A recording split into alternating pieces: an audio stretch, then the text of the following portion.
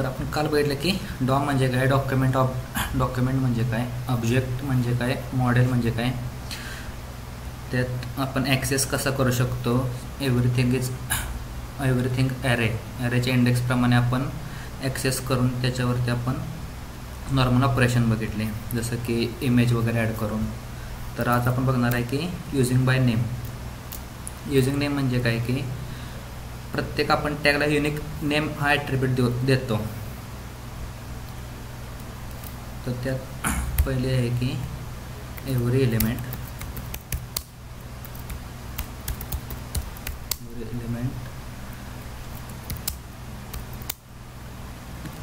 can be defined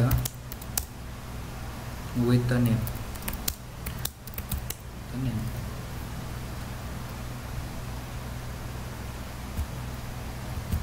आपलं एक folder बनवतो सेशन 8 नावाचा, त्यातून VS कोडला जातो. त्यात आपण नेम ॲट्रिब्यूट बघणार आहे. DOM using name.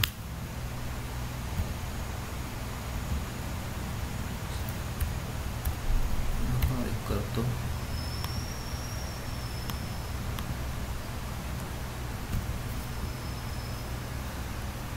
त्यात आपल्याला पहिल्यांदा तर लागेल इंडेक्स फाईल, index.html आणि जावास्क्रिप्टची फाईल.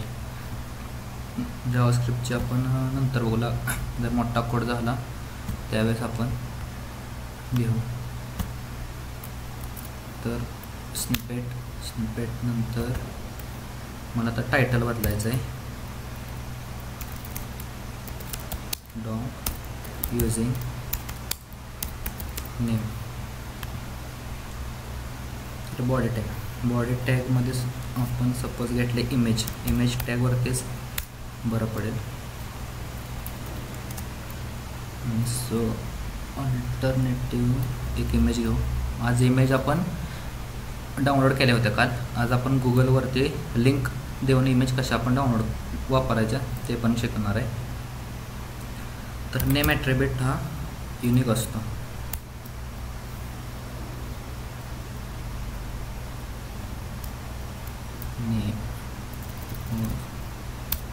एक फॉर्म लागेल, फॉर्मवरती इमेज आणि त्यात नेम ॲट्रिब्यूट टाकला इमेज.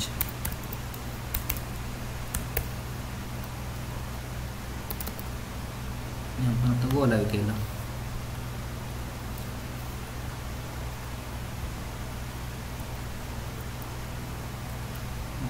तर गोलावी केल्यानंतर आपल्याला ब्लँक स्क्रीन दिसते, कारण की आपण त्यात काहीच टाकलं नाही. सपोज मी तर त्याचा अल्टरनेट टेक्स्ट दिलं. अल्टरनेट टेक्स्ट काय आहे की धिस इज इमेज. सेव्ह केलं तर आता इथे इमेज लोड झाली नाही, त्यामुळे त्याचा अल्टरनेट टेक्स्ट ॲड झालं आहे, दिस इज इमेज. तर मला एक इमेजचा पाथ द्यायचा आहे. इमेज इंटरेस्ट इमेज पांडा घेऊ.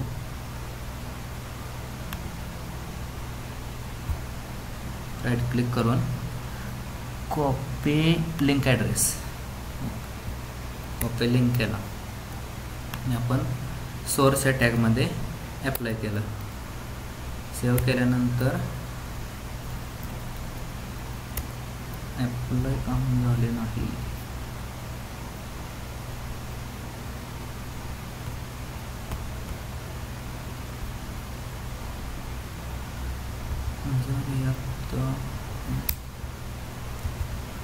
वापरलं नाही. आय थिंक पिंटरेस्टचे इमेज होत नाहीत का काय. इमेज नेचर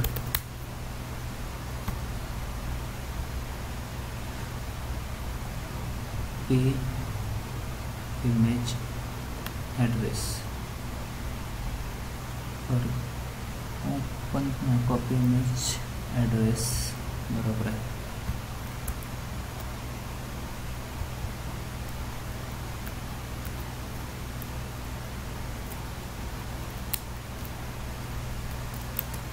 आणि याच्या जागी Ctrl V.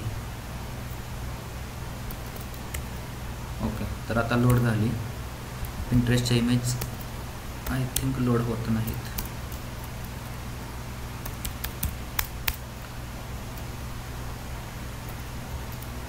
फॉर्म टॅगमध्ये आपण इमेज घेतली. हां, तर लोड होते. आता मला काय करायचे, त्याची हाईट आणि विड्थ चेंज करायचे. तर मी काय स्क्रिप्ट टॅगमध्ये डायरेक्ट तुम्ही इमेज टॅग लिहिला.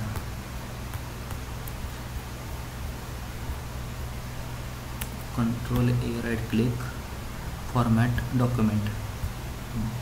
आता बरोबर दिसते. इमेज टॅग घेतला, Ctrl V, त्याचा डॉट. मला काय करायचं, विड्थ WDTH डबल कोटमध्ये 500 आणि त्याची इमेज डॉट हाईट 500 घ्यायचे. तर त्याची इमेज आणि हाईट चेंज झाली. आपण काय करायचो काल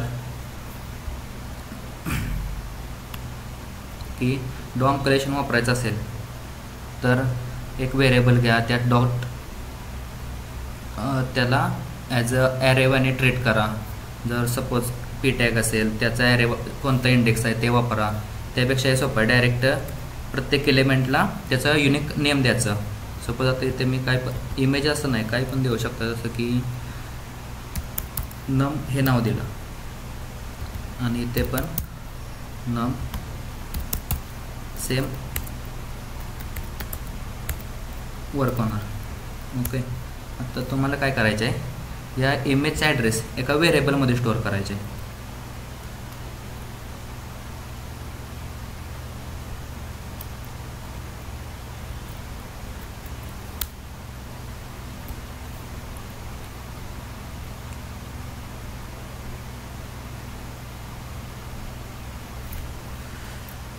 भरपूर इमेजचा ॲड्रेस मोठा आहे.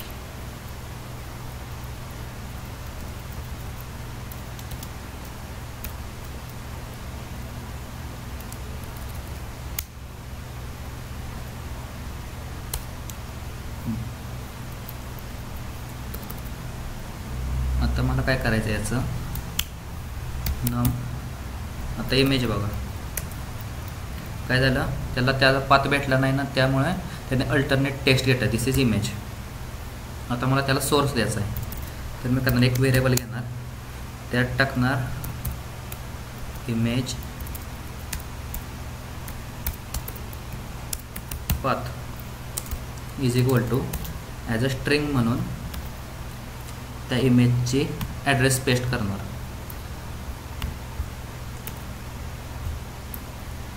Format document. तर मी काय केलं, इमेजचा पाथ ॲज अ स्ट्रिंग त्या एका व्हेरिएबलमध्ये स्टोअर केला. आता मला त्या इमेजला हा पाथ ॲप्लाय करायचा आहे. Let num dot src is equal to image path. Okay, भेटला त्याला इमेजला पाथ. तर हे कशासाठी वापरतो, ज्यावेळेस आपल्याला सर्व्हरवरनं एखादा डेटा येतो. डेटा म्हणजे तुमची तुम्ही सपोज तुम्ही एक भविष्यात कंपनी काढली आणि तुमचा इमेजचा लोगो आहे, तर तुम्ही कोणाही कॉपी नाही केला पाहिजे. त्यावेळेस तुम्ही ती इमेजचा ज्या डेटा असेल तो तुम्ही एका सर्व्हरवरती ठेवता आणि त्या सर्व्हरवरनं डेटा आणताना त्यावेळेस तुम्हाला स्ट्रिंग भेटते आणि ती स्ट्रिंग तुम्हाला एका व्हेरिएबलमध्ये स्टोअर करून तुम्ही असं ॲप्लाय करू शकता. जसं जसं तुम्ही कंपनीत ज्या सिक्युअर कंपन्या आहेत ना, त्या सगळ्या कंपन्या असं करतात. ते डायरेक्ट हार्ड कोड इमेज कधीच देत नाहीत.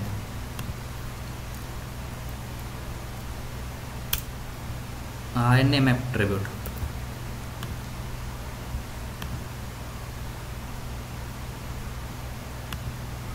कळलं असेल तर 1 टाईप करा.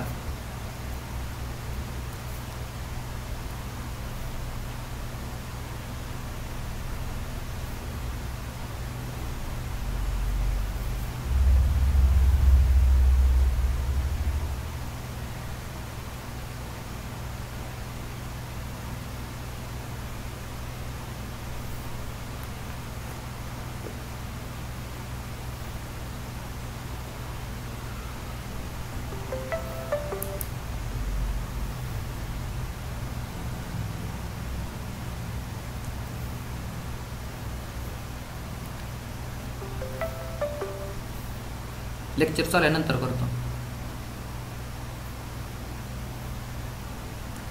ओके.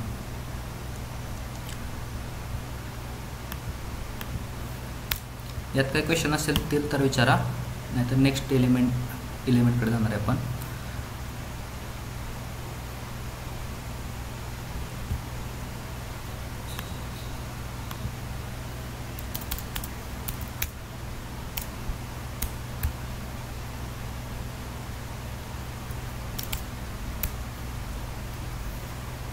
नेक्स्ट आहे की get element by I D.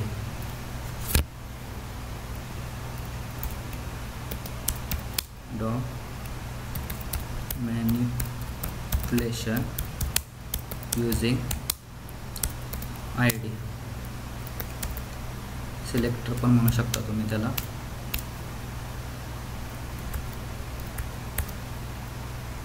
एक फोल्डर बनवतो युजिंग आय डी. त्यात index.html.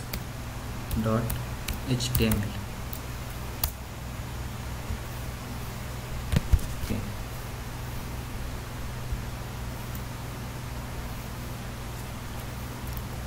स्निपेट टाकलं आणि आय डी.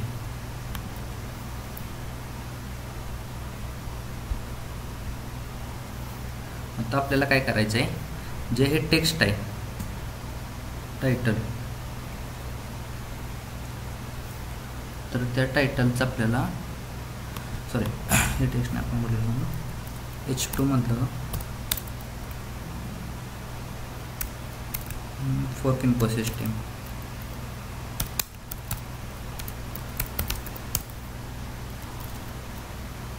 इन्फो सिस्टीम लिहिलं आणि एक बटन क्लिक मी. Script tag. आता स्क्रिप्ट टॅगमध्ये काय करायचं आपल्याला,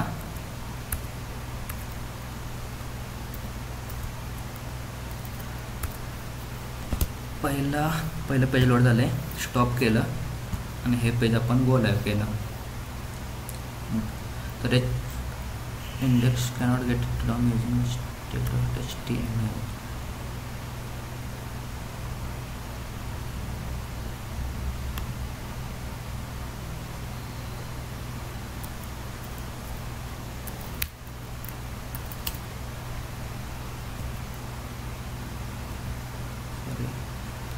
स्क्रीन दिसत नाही त्यामुळे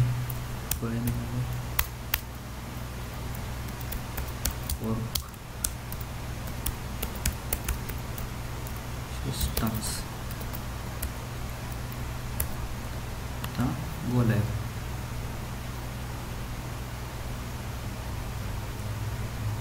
DOM using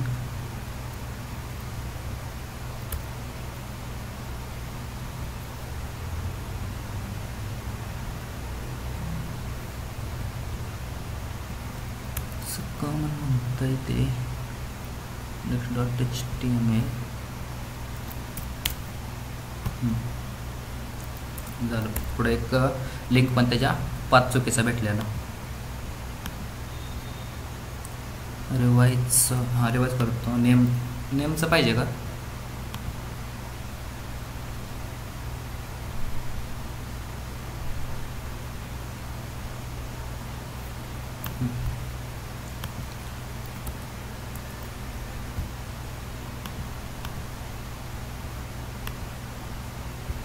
तर नेमचं काय आहे की ज्यावेळेस तुम्ही एखादा फॉर्म वगैरे सिलेक्ट करता, फॉर्ममध्ये मल्टिपल ॲट्रिब्यूट असतात, जसं की इमेज टॅग असतो, त्यानंतर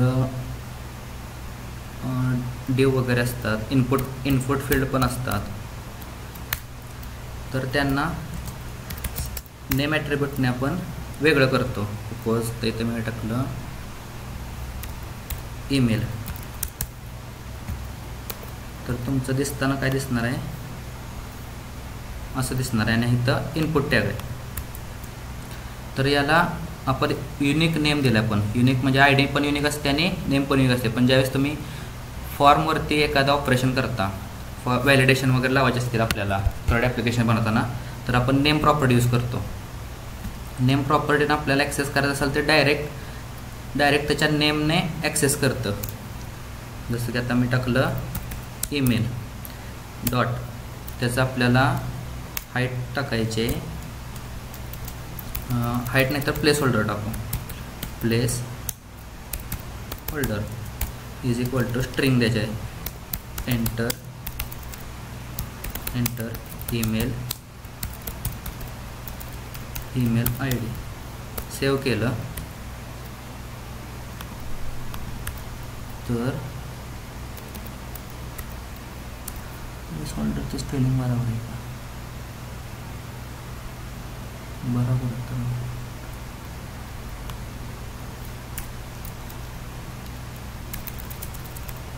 ची हाईट टाकली बघू.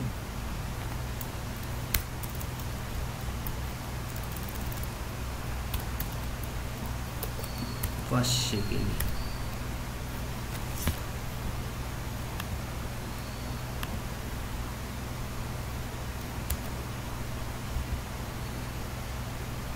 Ctrl X.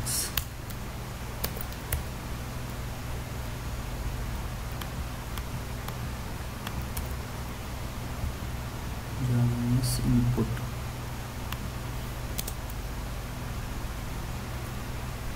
आपण नेम देऊ FRM रजिस्टर आणि Ctrl X.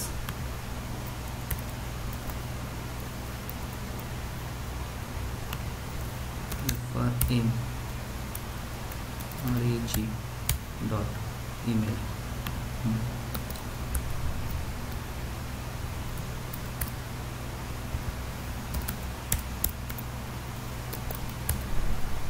राईट. प्लेस होल्डरचा आहे स्पेलिंग बरोबर नाही. तर तुम्हाला आहे ना प्रत्येक वेळेस तुम्हाला यात प्रॉब्लेम काय माहिती आहे का, की जस्ट मल्टिपल इनपुट्स असतील. सपोज इथे इनपुट असेल नेम आणि याला पण तुम्ही ईमेलच दिलं नेम ॲट्रिब्यूटला, तर तो रेफरच करत नाही,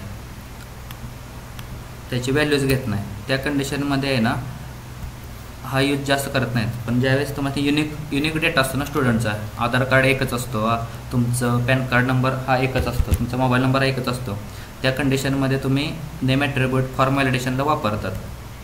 हा त्याचा ड्रॉबॅक आहे की मल्टिपल नेम असू शकतात, पण ॲक्सेस करताना जावास्क्रिप्टमध्ये एकच करतात.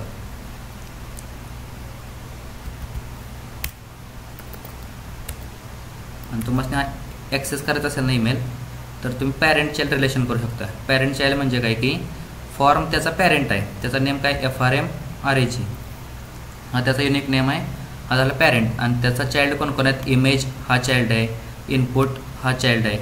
तर त्याचा जो चाइल्ड आहे ईमेल, त्याला आपण काय केलं, त्याची व्हॅल्यू 500 टाकली.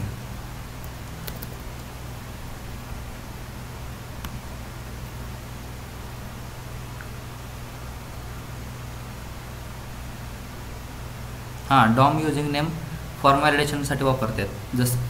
कारण की हा टाईप आहे ना आपल्याला परत अँग्युलरमध्ये फॉर्म बिल्डर म्हणून एक कन्सेप्ट आहे, त्यासाठी इनबिल्ट आहे. तर इनडायरेक्टली त्याचं जे आपण हे म्हणतो लायब्ररी फंक्शन, ते असं हे करतात. डेफिनेशन आहे ना त्याची अशी असते, फक्त आपण एक लायब्ररी इनपुट करतो आणि आपण वापरतो डायरेक्ट ऑब्जेक्ट बनवून. ह्या फक्त कन्सेप्ट आहेत फॉर्मचं. परत by using name, by using ID. Okay, understand?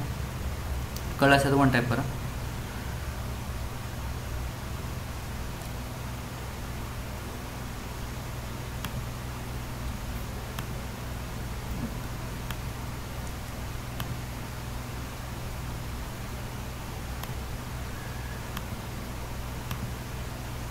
हां, तर नेक्स्ट आहे की ID.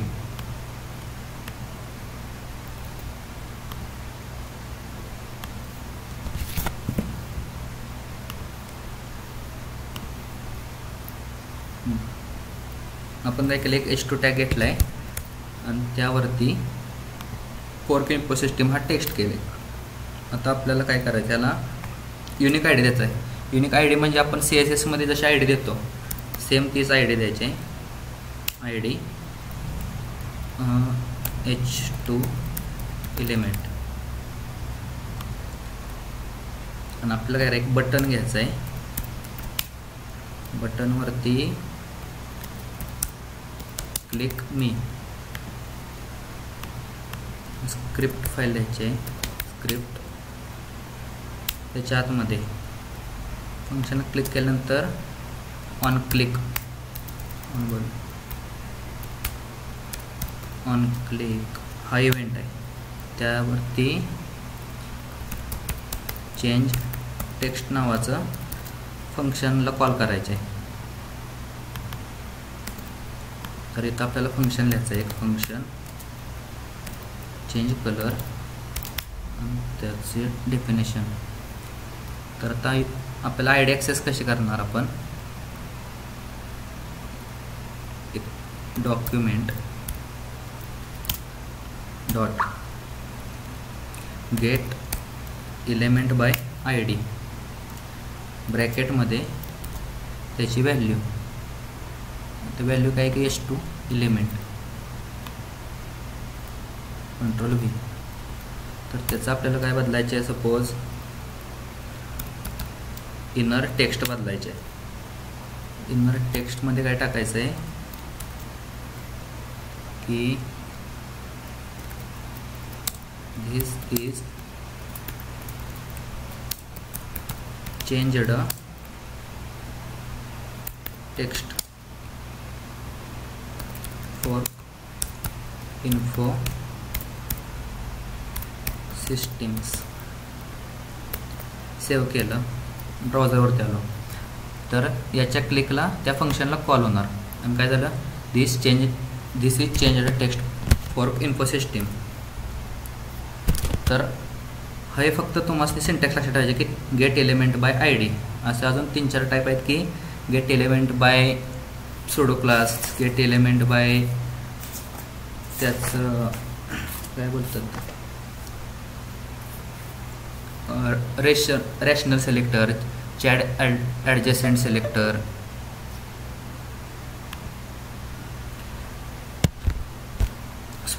सुडो क्लासेस वगैरे. तर हा आपला आहे की मेन आहे की ॲक्सेस करायला कशाने तुम्ही ॲक्सेस करताय ते. इनर टेक्स्ट काय की आउटपुट मेथड आहे. आउटपुट मेथड्समध्ये काय 6 ते 7 टाईप प्रकारच्या आउटपुट मेथड्स आहेत. जसं की आपण कन्सोल लॉग आपण बघितलं. परत अलर्ट बॉक्स, सपोज मला काय करायचं आहे, याच्या क्लिकला अलर्ट बॉक्स, अलर्ट म्हणजे वरती पॉपअप येतो ना तो, आणि त्याच्यात टाकलं की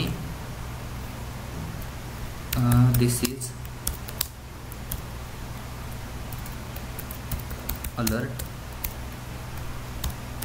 बॉक्स. ओके, तर याच्या क्लिकला काय होणार, हा तुमचा झाला अलर्ट बॉक्स आहे. तसा ही आउटपुट मेथड आहे ना, जे धावते ते आउटपुट. तसा इनर टेक्स्ट ही एक आउटपुट मेथड आहे, ज्या तुम्ही एलिमेंटला ॲक्सेस करताय त्याला हे असाइन कर. सपोज आता मी हे काढलं आणि या एलिमेंटला एका व्हेरिएबलमध्ये स्टोअर केलं, CHAN चेंज नावाच्या,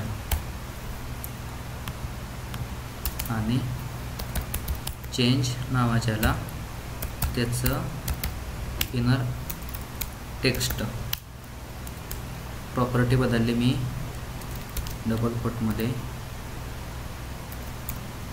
सुई, सेम वर्किंग होणार. क्लिक मी आणि अलर्ट बॉक्स. हा झालं तुमचं gate element by I D access करून. कळलं असेल तर 2 टाईप करा.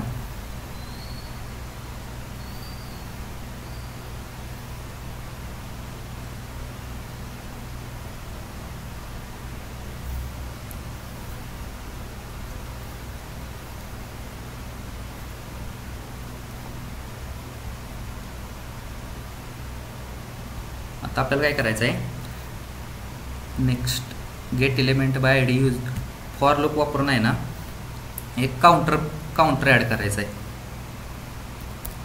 Counter dot HTML.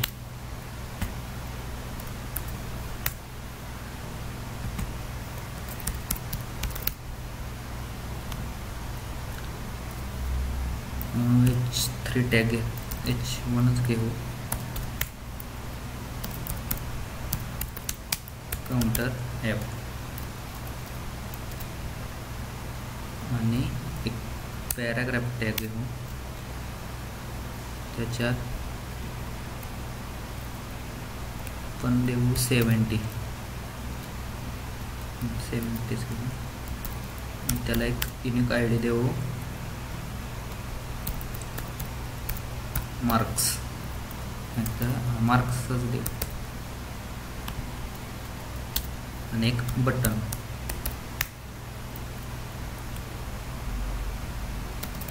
Count plus plus.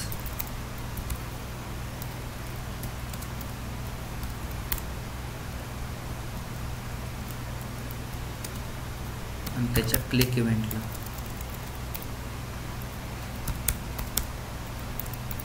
On click.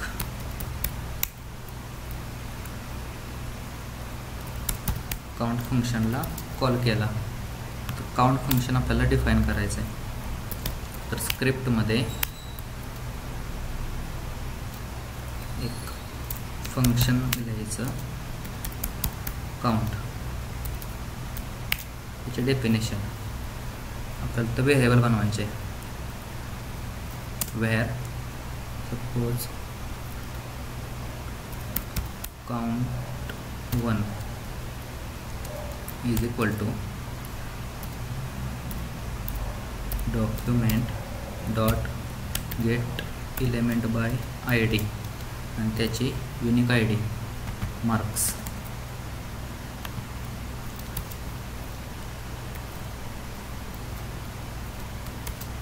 Control V.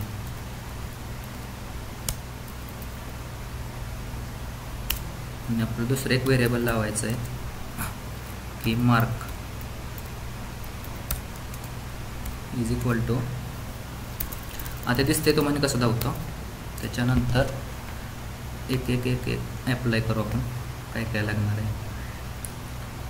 Okay, आत्ता आपण एक H2 टॅगमध्ये काउंटर ॲप हे टेक्स्ट लिहिले, त्यानंतर पॅराग्राफ टॅगमध्ये 70 लिहिले आणि एक बटन घेतलं आहे जे काउंट प्लस प्लस त्याचं टेक्स्ट आहे. त्याच्या क्लिकला आत्ता तरी सध्या काय फंक्शनॅलिटी आपण अप्लाय नाही केली. आपल्याला एक व्हेरिएबल घेतलं, त्या व्हेरिएबलमध्ये त्याचा एलिमेंट ॲक्सेस केला. हा पॅराग्राफ आपण element document by get I डीने ॲक्सेस करून count1च्या ह्याला एक व्हेरिएबलमध्ये स्टोअर केला. आता सपोज आपण एक मार्क घेतलं. मार्क का म्हणून घेतलं की हा तुमचा जो टेक्स्ट भेटला आहे हा तुम्हाला ॲज अ स्ट्रिंग रेफर करणार आहे. तुम्हाला टाईप इम्प्लिसिट आणि टाईप एक्सप्लिसिट टाईप कन्वर्जन जसं सीमध्ये आपण फ्लोटची व्हॅल्यू, जर फ्लोट व्हॅल्यू भेटते आणि आपल्याला ती व्हॅल्यू जर इंटिजरमध्ये पाहिजे असेल तर आपण टाईप कन्वर्जन वापरतो. तसं इकडे इनबिल्ट मेथड आहे पार्स इंट म्हणून, पार्स फ्लोट आणि पार्स इंट. पार्स इंट टाकायचं. तुम्हाला काय पार्स करायचं आहे, मला count1 हा जो टॅग आहे त्याच्यातलं इनर टेक्स्ट आहे ते मला इंटिजर टाईपचं बनव. हे आपण स्टोअर केलं मार्कमध्ये. आता नेक्स्ट काय आहे की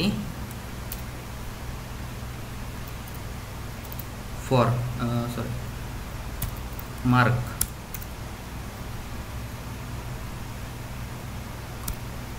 plus plus mark plus plus केलं आणि COU काउंट 1ला त्याचं इनर टेक्स्ट ॲप्लाय केलं mark.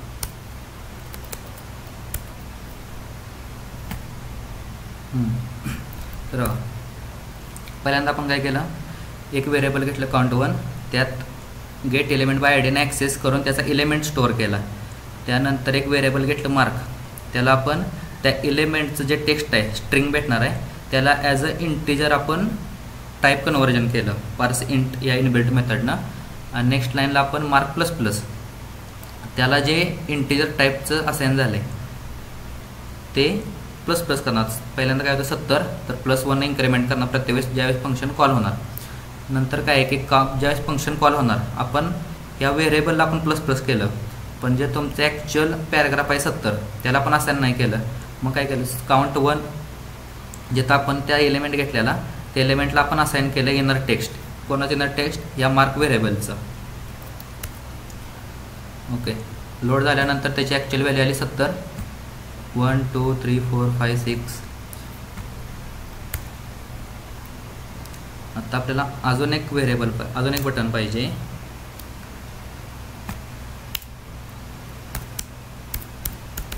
Button count minus minus, त्याला ID दिला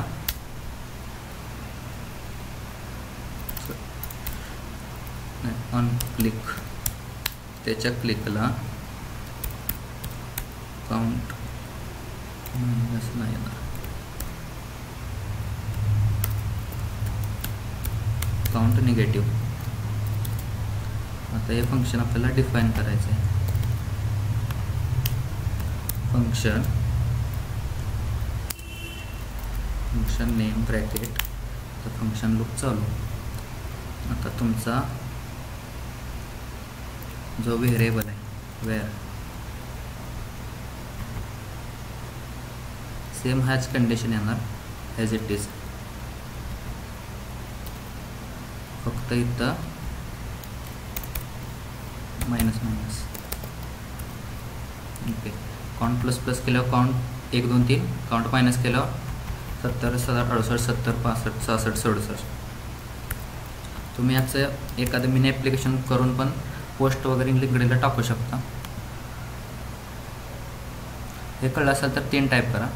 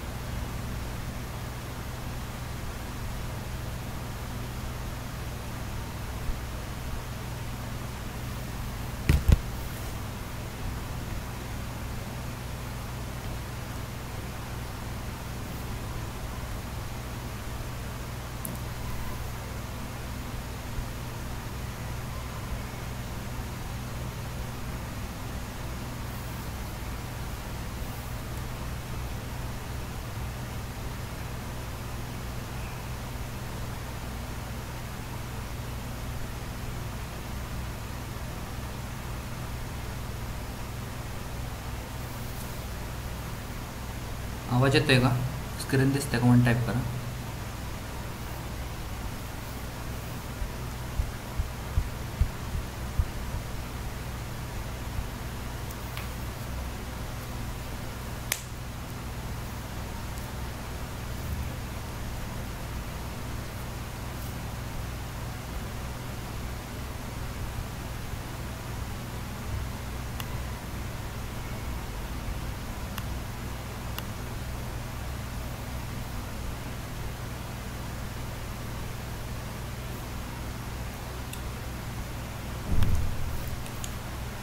तर आपण आता एक मिनी CR बनवूया. CR क्रड बनवूया. क्रडमधला क्रिएट आणि रीड हे 2 फंक्शनॅलिटी आहे, बघूया आपण.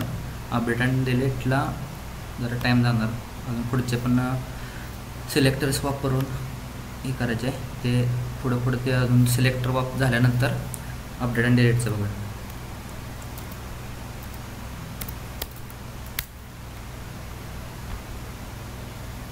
क्रडमध्ये index.html फाईल बनवली. स्निपेट वापरून बॉयलर प्लेट घेतली. क्रड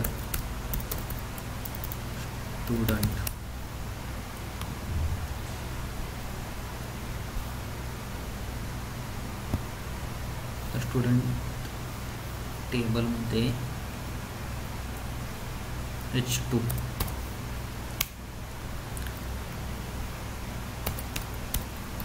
स्टुडंट लिस्ट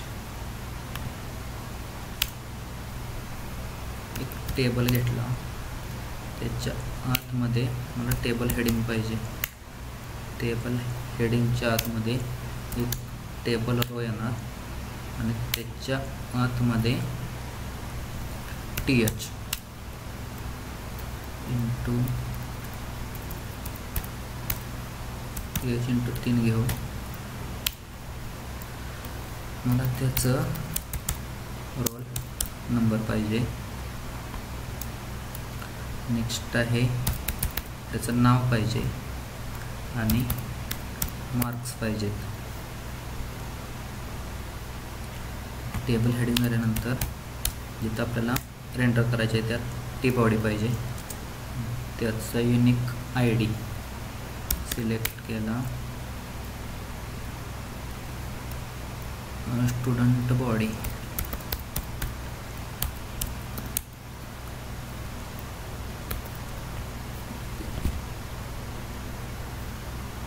गो लाईव्ह केल्यानंतर कसं दिसतंय, असं दिसतंय. आणि सगळ्याला टेबल आहे ते कळना झाले. थोडी स्टाईल ॲड करूया. बॉडीला मला काय पाहिजे, फॉन्ट फॅमिली त्याची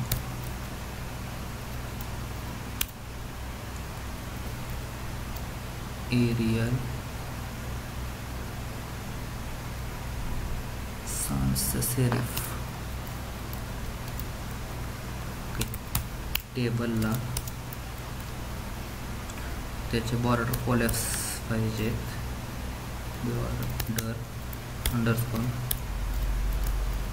कोलॅप्स विड्थ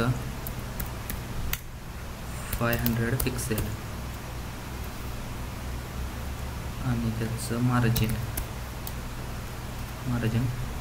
टॉप 10 पिक्सेल दिसते. ओके. आता टेबल हेडिंग आणि टेबल डेटा त्याची मला बॉर्डर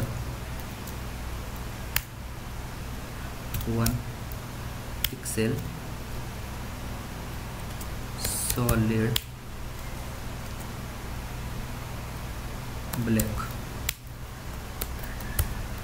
ओके. त्याचं पॅडिंग 68 पिक्सेल, राईटला 8 पिक्सेल. परत टेबल हेडिंगलाच बॅकग्राऊंड कलर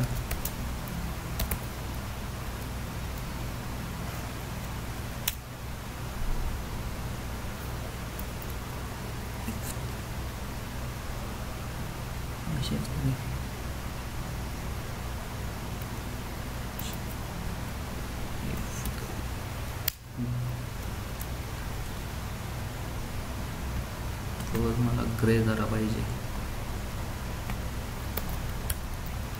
ओके.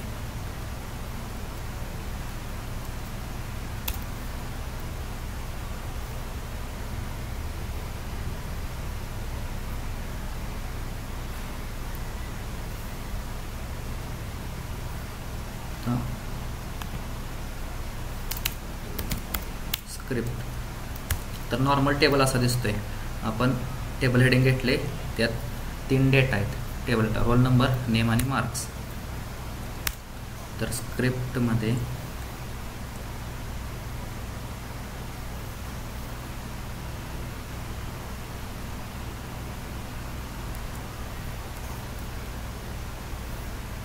पाहिजे फंक्शन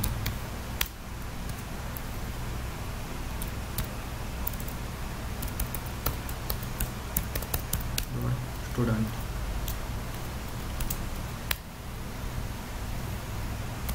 व्हेरिएबल घेतलं, body document dot gate animation नाही, एलिमेंट बाय आय डी, त्याची आय डी कॉपी केली, पेस्ट केली. तर त्याचं एक चांगली सवय म्हणून त्याचे इनर टेक्स्ट आहे ते एम्प्टी ठेवा. लोड झाल्या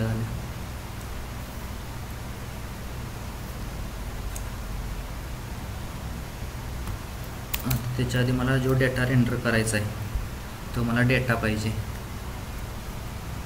तर व्हेरिएबल वेअर स्टुडंट्स, तर मला सांगितलं की ॲरे ऑफ ऑब्जेक्ट, ॲरेमध्ये मला ऑब्जेक्ट पाहिजेत, कारण की एका स्टुडंटचा एक ऑब्जेक्ट, सेकंड ऑब्जेक्ट, आणि त्या मल्टिपल ऑब्जेक्ट्सला जर स्टोअर करायचं असेल तर त्या एका ॲरेमध्ये मला स्टोअर करायचं आहे. तर त्याची की value roll number colon 1 comma, त्याची की नेम, स्ट्रिंग असेल तर सपोज टाकलं त्याचा हॅरी, कॉमा मार्क्स, आणि त्याची की त्याला आहे 75.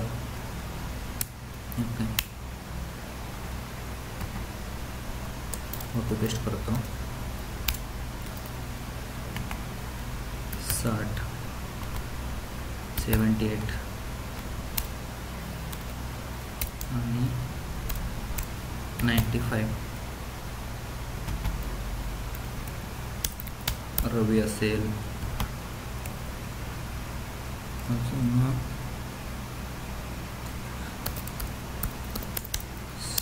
स्पायडरमॅन असेल,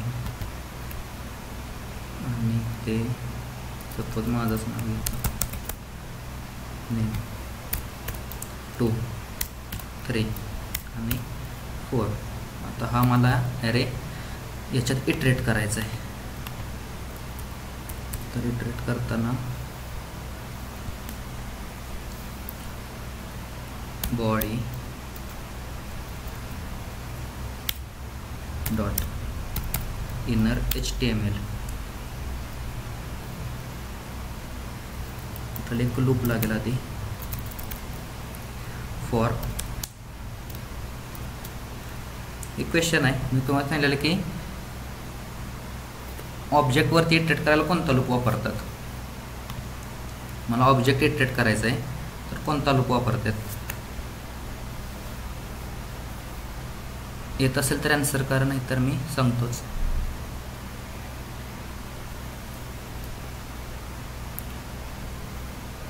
कारण की मला त्याची व्हॅल्यू पाहिजे. जर की पाहिजे असते तर मी काल एक लूप घेतलेला, त्याच्या ऑपोजिट आहे. व्हॅल्यू पाहिजे असेल तर कोणता लूप घ्यायचा मी.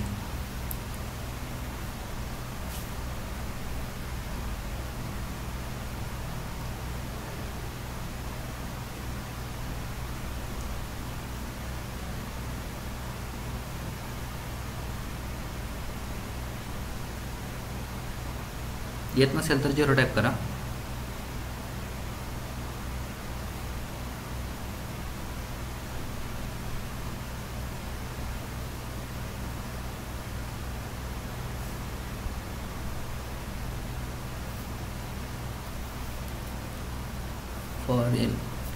फॉर इन नाही, काल मी फॉर इन शिकवलेला, तर फॉर इनने काय होतं की त्याची की भेटते, म्हणजे त्याचा इंडेक्स भेटतो. काल आपण ॲरे इटरेट केला तर त्यात आपल्याला की भेटत होती त्याची. त्याचं ऑपोजिट आहे फॉर ऑफ. फॉर ऑफला काय भेटतं, त्याची व्हॅल्यू भेटते, म्हणजे त्याची ही तुमची की झाली आणि 1 आहे तेव्हा त्याचा झाला ना व्हॅल्यू. तर फॉरमध्ये लेट यस एक व्हेरिएबल बनवलं, त्याला इटरेट करायला ऑफ वापरलं आणि पुन्हा इटरेट करायचं आहे तर स्टुडंट्सच्या ॲरे ऑफ ऑब्जेक्टवरती. ओके, तर कशाला आपल्याला अप्लाय करायचे आहे, बॉडीच्या इनर टेक्स्टला is equal to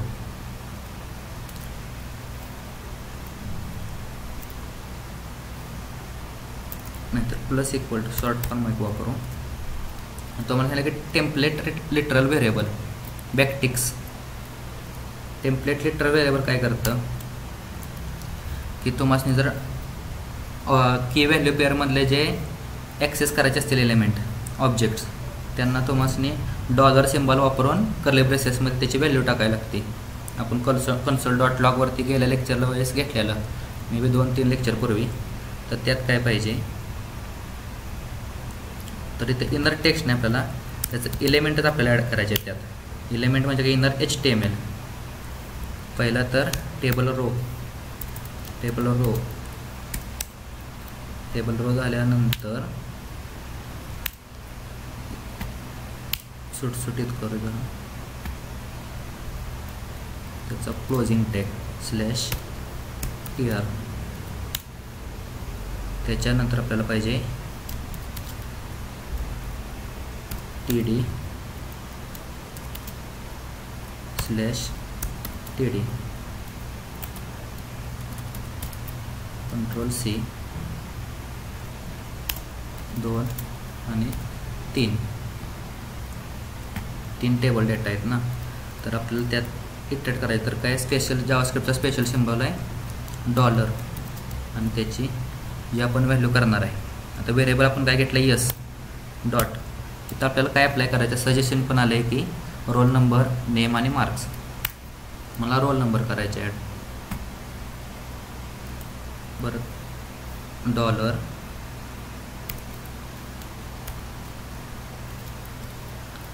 S dot त्याचं नेम. नेक्स्ट आहे की डॉलर त्याचं एस डॉट मार्क्स. ओके, हा झाला इटरेट. आपल्याला हा इटरेट करायचं एका बटन क्लिकला. बटन क्लिक नाही तर ऑनलोड इव्हेंट. आपण जसं की ऑन क्लिक इव्हेंट आहे तसा ऑन लोड एक इव्हेंट आहे. तर बॉडी टॅगमध्ये लिहिते ज्यावेळेस तुमचा पूर्ण पेज लोड होईल त्यावेळेस मला हे फंक्शन कॉल करायचं आहे ऑन लोड. त्याला जसं की आपण कन्स्ट्रक्टर म्हणतो ना तशा टाईपमध्ये ऑन लोड आहे. ओके, झाला तुमचा ऑन लोडला 4 रेकॉर्ड्स आहेत. 4 रेकॉर्ड्स ॲड झाले.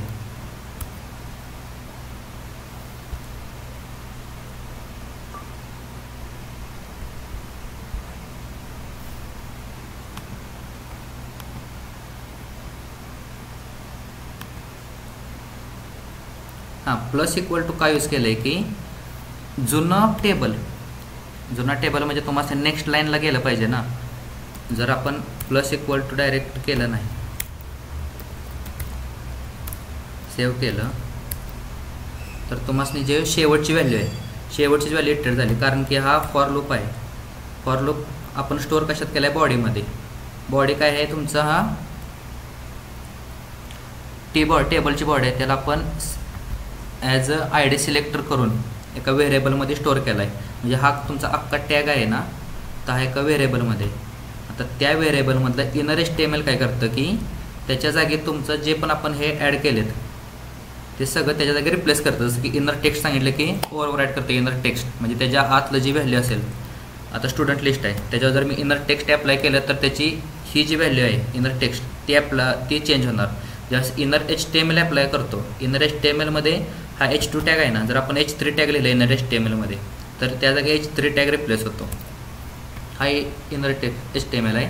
आणि प्लस इक्वल टू म्हणजे तुमचा जुना टॅग, जुनं तुमची जी बॉडी आहे त्याच्यात नेक्स्ट लाईनला ॲड कर टेबल रो, टेबल डेटा, त्याचं जे पण आहे असं नेक्स्ट लाईन करत सेव्ह होणार.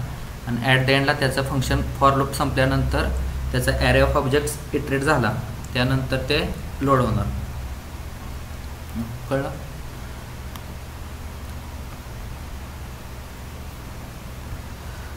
कळलं असेल तर 2 टाईप करा.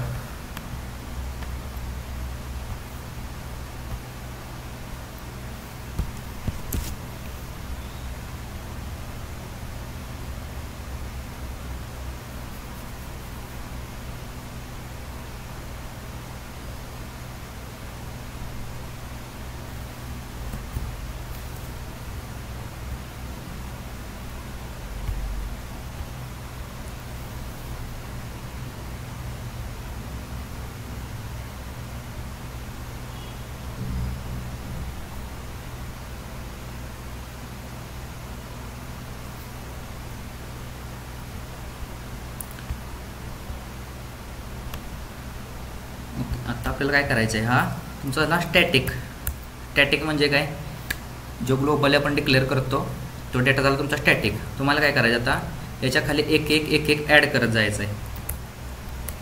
तर ॲड करायला आपल्याला क्रिएट करायला लागेल.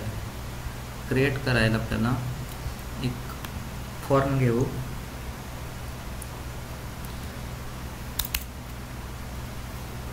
सिंपल H3 टॅगमध्ये ॲड न्यू स्टुडंट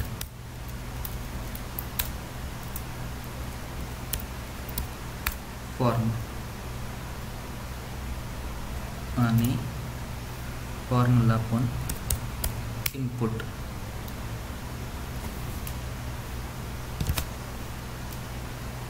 काय येणार आपल्याला पहिल्यांदा त्याचा टाईप असणार आहे नंबर. नेम आपण नाही द्यायला चालतं पण ID तेवढे देणार आहे की रोल. परत एक इनपुट त्याचा टाईप नेम असणार आहे आपलं टेक्स्ट टाईपचं आणि त्याची ID नेम असणार आहे. परत एक इनपुट फील्ड येणार आणि त्याचं टेक्स्ट असणार आहे नंबर. त्याची ID असणार आहे मार्क्स आणि एक बटनला काय येणार आहे ॲड न्यू रेकॉर्ड.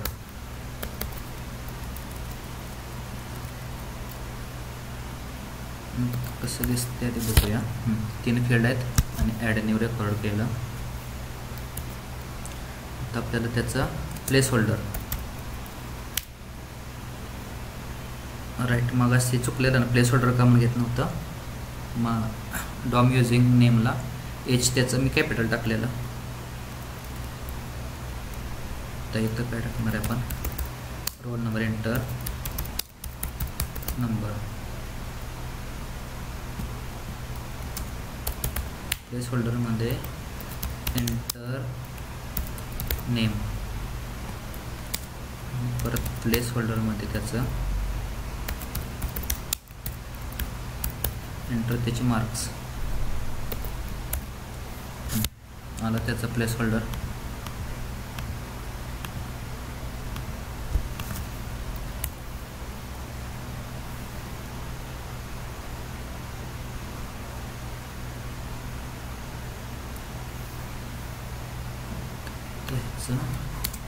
टाईप असणार आहे सबमिट.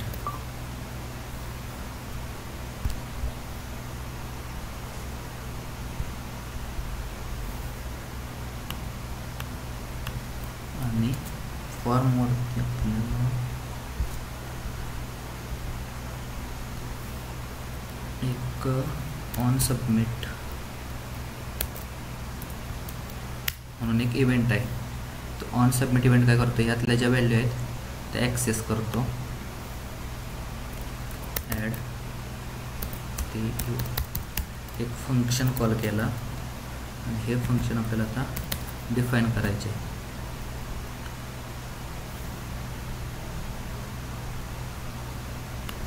खाली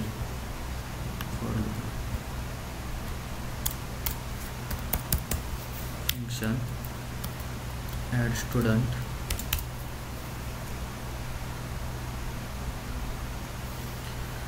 तर आपल्याला पहिल्यांदा तर ह्या 3 रोल नंबरला ॲक्सेस करायला 3 व्हेरिएबल घेऊ. Where roll NPUT is equal to document dot get element by ID आणि त्याला आपण काय दिलं आहे, रोल आणि नेम कॅपिटल मार्क्स डबल कोटमध्ये role.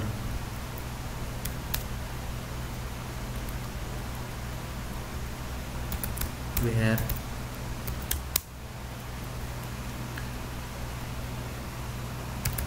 name input is equal to document dot get element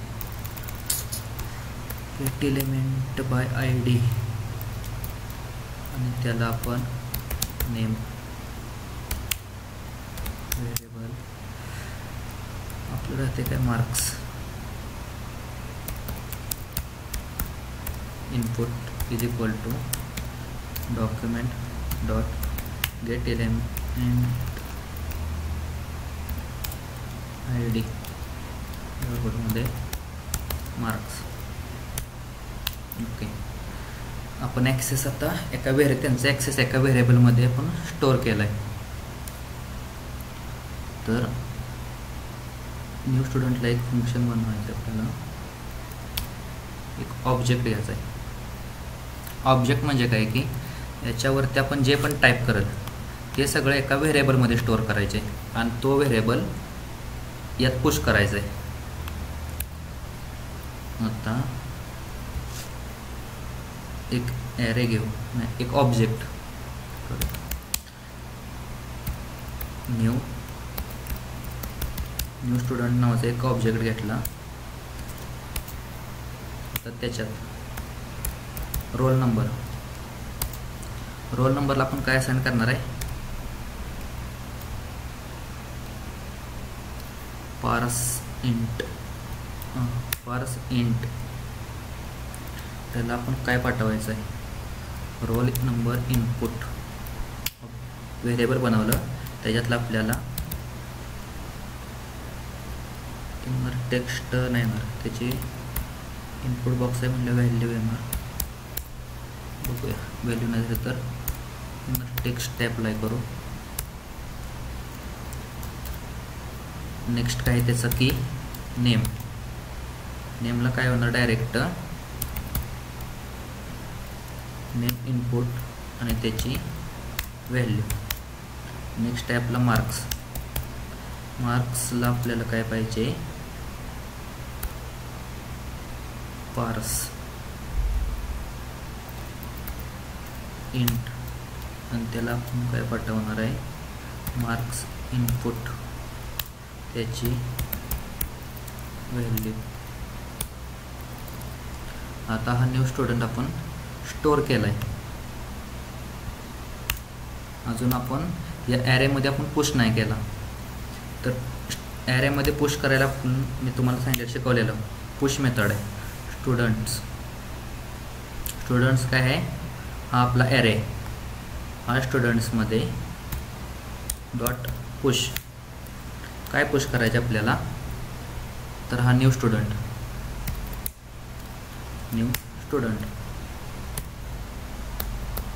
okay.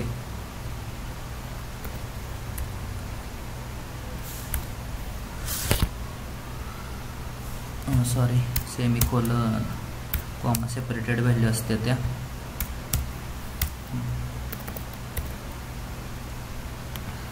आता ॲड न्यू स्टुडंटचा मला रोल नंबर पाहिजे सपोज 5. त्यानंतर नाव काय आहे ओमकार आणि मार्क्स आहेत मला 75. तर ॲड न्यू स्टुडंट केल्यानंतर ते लोड होईना कारण आपण ॲड केला पण ह्या फंक्शनला कॉलच केला नाही. लोड स्टुडंटला कॉल. आता रोल नंबर काय आहे 5. वॉटर त्याला मार्क आहेत 77.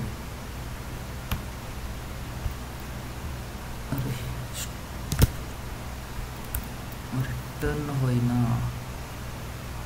लगेच रिफ्रेश होते ते. Form property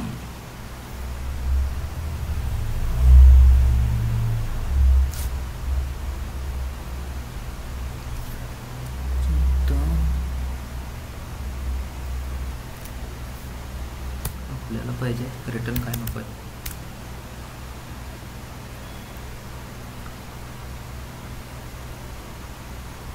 student false.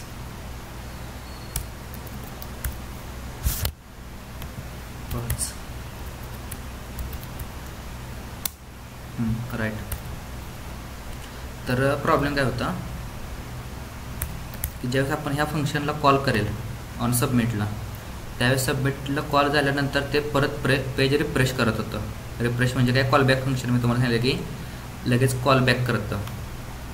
मग त्याला हा पॅरामीटर वापरायचा की रिटर्न फॉल्स. मला काय रिटर्न काय नको आणि त्यातच एडिट करून दे. ओके. आता यात प्रॉब्लेम काय होते की ॲड होतं आहे पण हा पेज आहे ना ॲड करत जाते. तर त्या केसमध्ये आपल्याला काय पाहिजे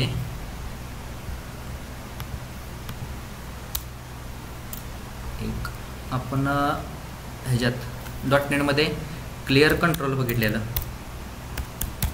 फंक्शन. क्लिअर कंट्रोल्स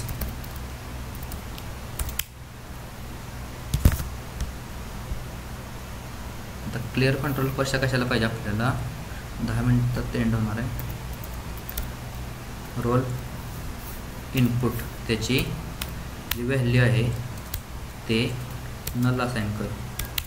परत काय आहे ते नेम इनपुट डॉट त्याची value is equal to null assign कर आणि मार्क्स इनपुट डॉट त्याची व्हॅल्यू इज इक्वल टू त्याला नल असाइन कर.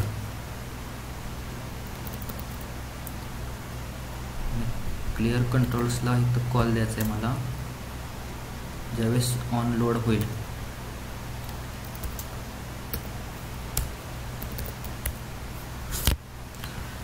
रोल नंबर 5 वॉटर मार्क्स त्याचे असतील 77. ॲड न्यू रेकॉर्ड केलं. क्लिअर कंट्रोल्सला पण रिफ्रेश होत आहे. रिटर्न तर फॉल्स केलं आहे.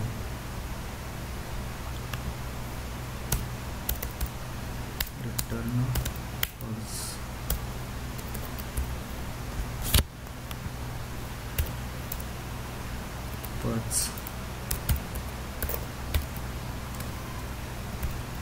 I think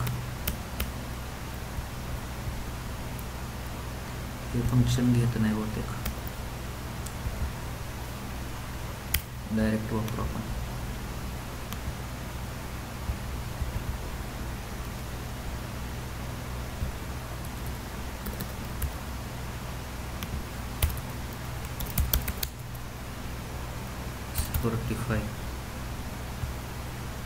झालं. ते कामून घेत नाही ते बघतो मी नंतर.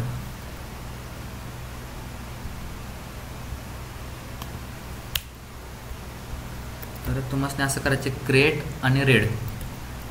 अपडेटला पण काय येणार आहे, इथं एक बॉक्स येईल, त्यात अपडेट हे बटन येणार. अपडेट केलं की एक पॉपअप येणार वरती, आणि पॉपअपवरती आल्यानंतर तुम्हाला काय काय अपडेट करायचे, त्याचा रोल नंबर, हॅरी 75 वगैरे हे सगळं तुम्हाला अपडेट करायला येईल. आणि डिलीट म्हणजे डायरेक्ट डिलीट होणार. आणि जसं तुम्ही इथं पुशची मेथड आहे, तसंच कोणत्या ॲरे इफ कंडिशन वापरून हिंट पण देतं तुम्हाला. जर तुम्ही ट्राय केलं तर चालतं आहे की पुशची जशी मेथड आहे तशी डिलीट मेथड असते. तुम्हाला काय डिलीट करायचं आहे ते येणार आणि तुम्ही डायरेक्ट डिलीट करू शकता. आणि नंतर ऑनलोड इव्हेंटवरती असा ॲरे रिफ्लेक्ट होणार. कळलं असेल तर 3 टाईप करा.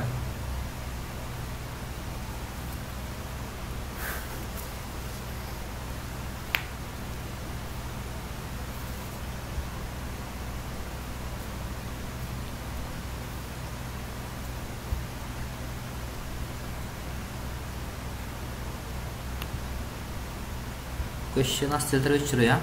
आज तर एवढंच घेणार आहे. नेक्स्ट लेक्चरला आहे ना आपण, जसं की आपण ID सिलेक्टर घेतलं आज आणि create data and read data using ID and for of loop घेतले. तसं क्रड एक म्हणून ते लास्ट लेक्चरला आपण एक क्रड घेऊ, बेसिक ॲप्लिकेशन, आणि अजून भरपूर पॉईंट आहेत ते पण शिकवायचे आहेत. ओके, क्वेश्चन असतील तर सांगा, नाही तर अदरवाईज लेफ्ट केलं तरी चालेल. झाले माझ्याकडून.